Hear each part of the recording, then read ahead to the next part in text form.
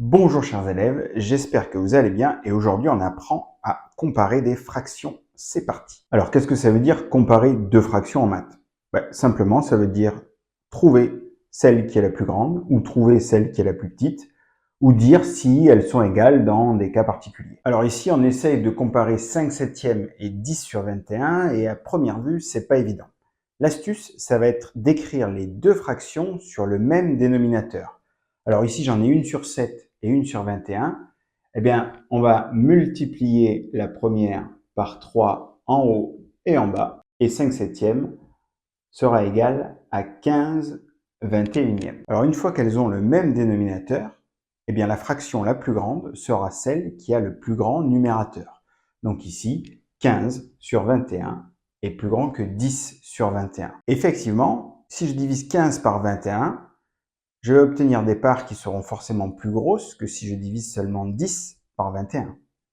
Donc c'est bien la fraction qui a le plus grand numérateur qui sera plus grande. Alors deuxième méthode, je peux aussi écrire les deux fractions avec le même numérateur. Donc ici 5 septièmes, je vais le multiplier en haut et en bas par 2 et j'obtiendrai 10 sur 14. Même numérateur. Alors ici, la fraction la plus grande est celle qui a le plus petit dénominateur. Donc c'est 10 sur 14 qui sera plus grand que 10 sur 21.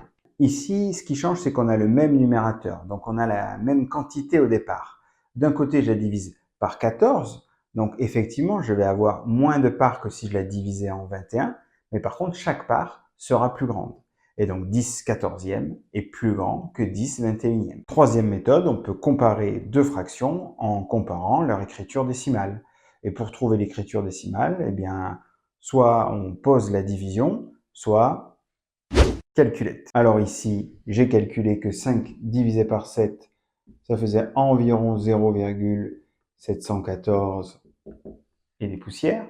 10 sur 21, c'est plutôt 0,476 et des poussières. Alors même si j'obtiens des nombres qui ont une infinité de décimales, ça ne m'empêche pas de conclure que 0,714 étant évidemment plus grand que 0,476, eh bien c'est 5 septièmes qui est plus grand que 10 21e. Allez, dernière méthode, un peu plus technique celle-là, c'est pour comparer deux fractions, on peut aussi les comparer toutes les deux à un même troisième nombre.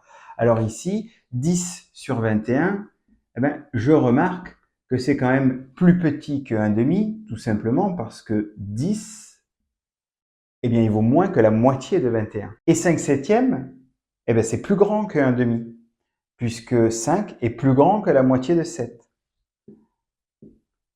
Donc, en les comparant toutes les deux à 1/2, on retrouve bien que 10 21e est plus petit que 5 septièmes. Voilà, cette vidéo est terminée. J'espère que la comparaison de fractions n'a plus de secret pour vous et je vous dis à très bientôt.